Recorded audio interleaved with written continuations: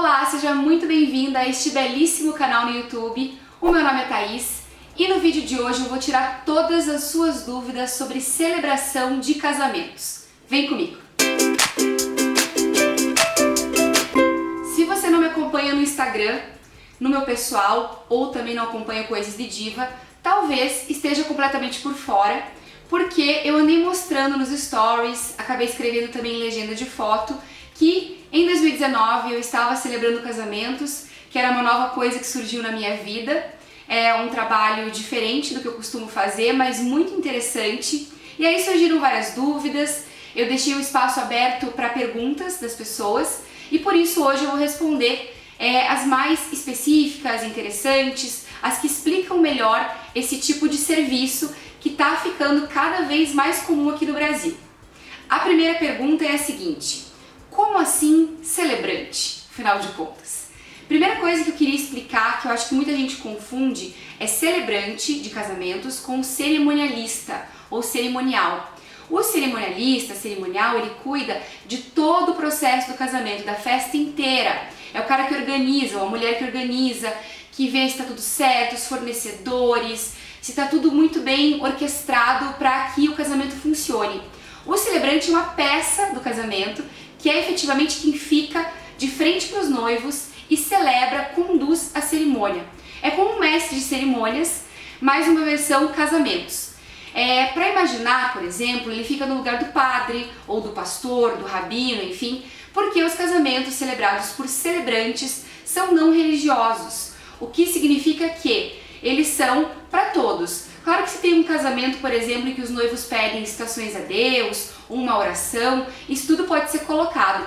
Mas geralmente quem contrata são pessoas que não querem ofender a religião de ninguém, ou não querem impor sua religião para os outros, para os convidados. Algumas pessoas têm ateus, né? Então isso tudo influencia e os noivos acabam optando por fazer um casamento com o celebrante. E também é importante dizer que os casamentos feitos por pessoas como eu são, além de não religiosos, sem efeito civil. Ou seja, um juiz de paz, por exemplo, é uma pessoa que, além de conduzir a cerimônia, de ser o mestre de cerimônias do casamento, ele também tem poder de legalizar o casamento, né? Fazer essa união civil entre duas pessoas.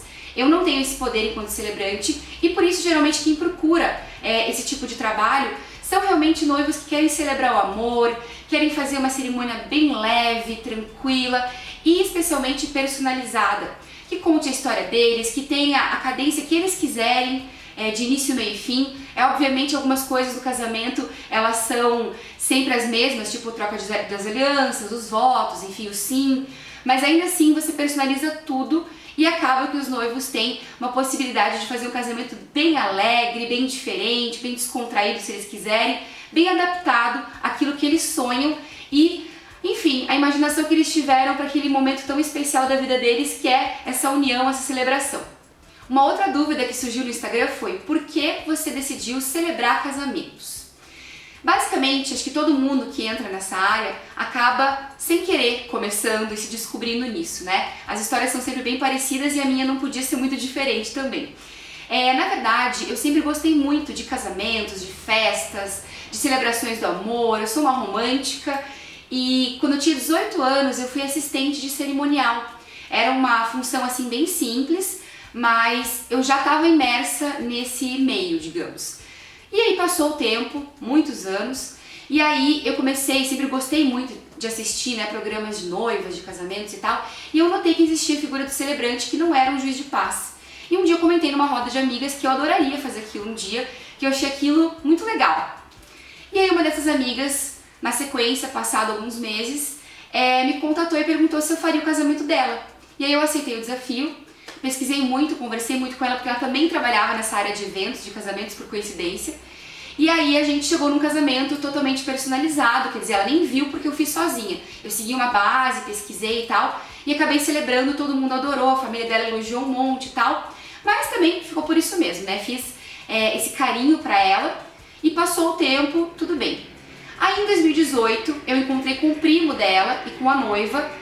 E aí ele falou: olha, eu vou casar, eu gostei muito do casamento que você fez pra Flávia, né, que é essa minha amiga. E aí ele perguntou se eu faria o casamento deles, né? E falei: ué, por que não? E aí fiz o casamento deles em janeiro desse ano e todo mundo gostou, foi ótimo e tal. E no fim das contas, quando eu comentei no Instagram que eu tava celebrando, porque eu não tinha falado muito disso até então, né? Todo mundo ficou louco, me pedindo orçamento e tal. Eu falei, meu Deus. Aí eu resolvi realmente entrar nisso e já celebrei, além desses 2 casamentos que foram para amigos, 3 casamentos. Então tô super feliz, tô muito no começo, mas ao mesmo tempo tá sendo bem gratificante fazer esse tipo de trabalho, porque eu gosto muito de momentos felizes e você olhar pra carinha dos noivos é muito especial e digo até que começa a viciar de certa forma, porque o amor é muito gostoso. Está no momento mais importante, né, um dos mais importantes da vida deles. Então é muito bom e isso me completa de um jeito que eu não esperava e tô curtindo bastante. Outra pergunta, né, que é super importante até para quem está interessada ou interessado em me contatar, por exemplo, é como funciona o trabalho.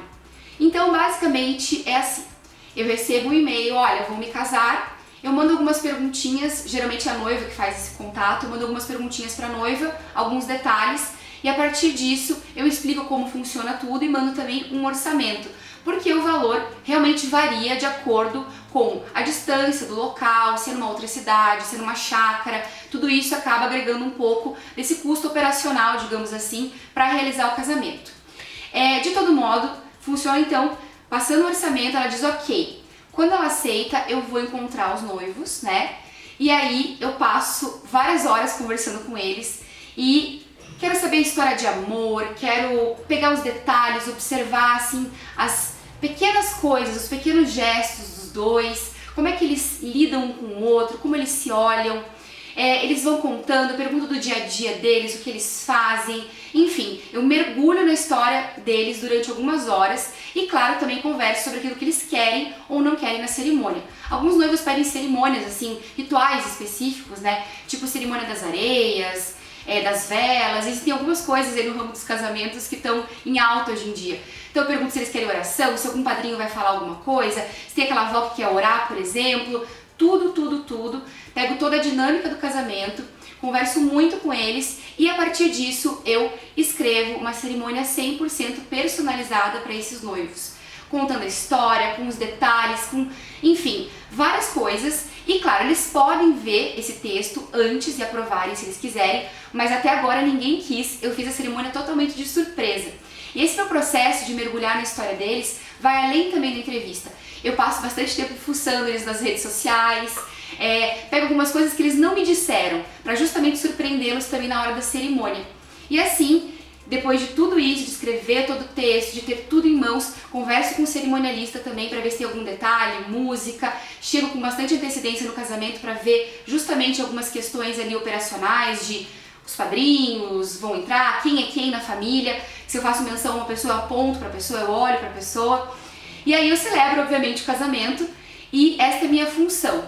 E é muito gostoso, assim. Eu tenho adorado, mas eu já falei isso várias vezes e que eu tô bem animada com essa história. Aliás, tem uma pergunta bem engraçada que me fizeram que é a seguinte: depois da celebração você vai embora ou fica lá como convidada? Então, no contrato que eu faço, tá escrito que eu sou dispensada das festividades posteriores. Acontece que eu adoro uma festa, adoro um casamento e eventualmente, se eu tenho disponibilidade, se a noiva me convida, obviamente, eu fico. Às vezes eu fico um pouquinho mais. Mas depende muito e eu acho que eu também não posso tornar isso uma prática, até para manter o profissionalismo e ao mesmo tempo porque aí eu consigo fazer o meu trabalho, efetuar ele direitinho. E se eu ficar indo em festa assim todo fim de semana, toda vez que eu for celebrar, realmente é muita coisa, mas eu amo um casamento, adoro uma festa e aquela alegria, todo mundo bonito, bem arrumado, é muito bom. Mas assim, eu já fiquei sim, especialmente, claro, o casamento da minha amiga, do primo, eu super fiquei. E já teve um casamento de uma pessoa especial, que é seguidora, que, enfim, eu gostei muito dela, gostei muito do noivo, eu tava muito à vontade, acabei ficando. Mas no geral não é o meu comum. Outra pergunta também muito boa é, como não chorar?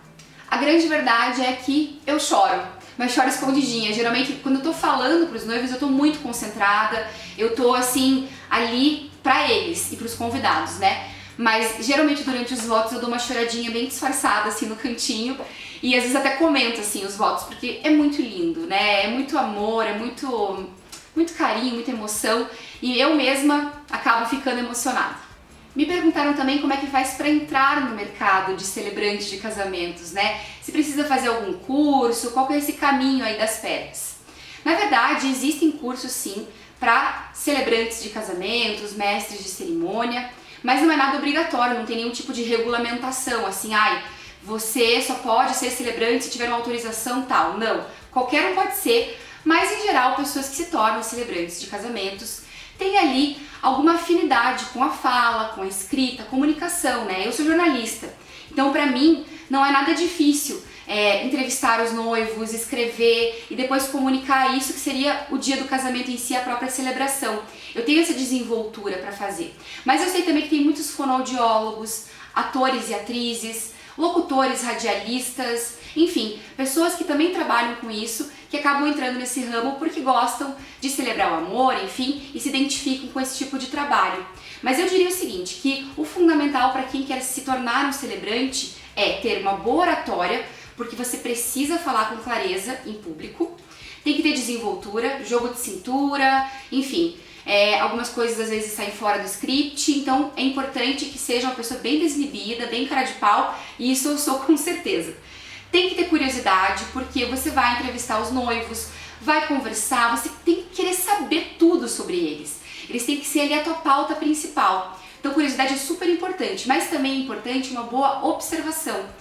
Eu sou uma pessoa bem curiosa, falante, pergunto muita coisa, mas eu também sou uma boa observadora. Então pequenos detalhes eu pesco no ar que me ajudam a escrever a cerimônia depois. E obviamente, como eu disse antes, uma boa comunicação, tanto oral quanto escrita, né? Sem erros de português, com uma boa concordância, enfim.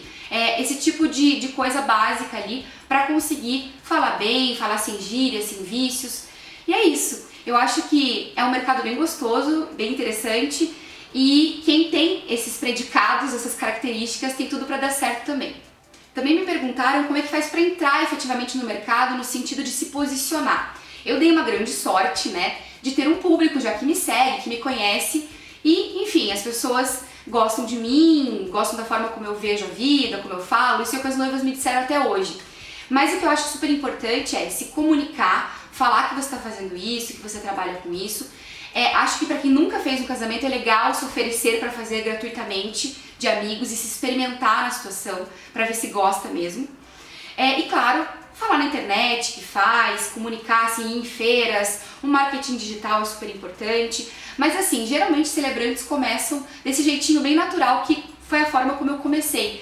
Fazendo o casamento de algum amigo, gostando, se identificando e as pessoas começam naturalmente a chamar, tem um boca a boca. Uma outra coisa que é legal também é se apresentar para os cerimonialistas da sua cidade, enfim, falar quem é você, ter um tipo de apresentação do seu trabalho, que é uma coisa que eu, por exemplo, como estou muito no começo, ainda não tenho, mas enfim, um básico ali para que você consiga se divulgar e mostrar aquilo que você faz. Tem também a questão empresarial, né? Você tem que abrir empresa, se dá recibo, como é que funciona. Como eu disse, eu estou super no começo, então eu faço um trabalho assim de prestação de serviços de pessoa física. Tem um contrato de prestação de serviços que é super importante para garantir os noivos e para me garantir em todo o processo. Quem me ajudou a fazer foi minha mãe, que acompanha o canal, deve saber que ela é uma advogada e ela tem especialização também em contratos, então ela fez um contratinho supimpa, bem justo, bem correto, tanto para mim quanto para os noivos. E eu também entrego um recibo, né, afirmando que foi pago, enfim, que ficou tudo certo. Acho que se eu for evoluir, por exemplo, um dia para alguma outra coisa, talvez eu tenha que abrir uma empresa, um microempreendedor individual, não sei. Por enquanto, como é uma coisa mais assim, de vez em quando, não estou trabalhando tipo toda semana com isso, não estou fazendo nada no sentido de abrir uma empresa, mas estou seguindo ali como pessoa física. Mas é bem importante que tenha tudo bem certinho para garantir mesmo as duas partes ali dessa prestação. Me perguntaram também sobre os valores. Olha só, a questão é a seguinte, tem gente que cobra até 5 mil reais para celebrar um casamento e são celebrantes assim bem famosos, bem concorridos, que fazem um trabalho espetacular, que tem muita experiência e, sinceramente, não existe caro e barato, existe o valor que a pessoa cobra e o que o outro valoriza, né, naquele profissional. Eu, quando fui precificar, eu dei uma olhadinha no valor de mercado que se cobrava aqui em Curitiba e joguei uma porcentagem a menos, porque obviamente eu sou uma iniciante, eu estou começando, me experimentando.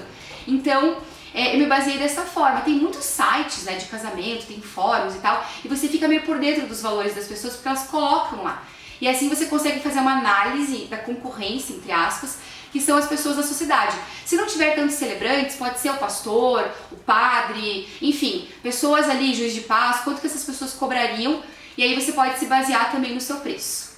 Vim até aqui pro ladinho da tela justamente para poder mostrar para você um pouquinho de uma das cerimônias que eu celebrei recentemente, que foi da Luana, seguidora do Coisas de Diva, e do Fábio, marido dela, um casal super querido, que me autorizou a colocar essas imagens bem simples de celular, para que você tenha uma ideia de como é que funciona, como é que eu falo e tal.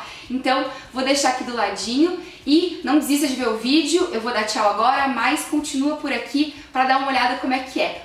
Um grande beijo e até a próxima!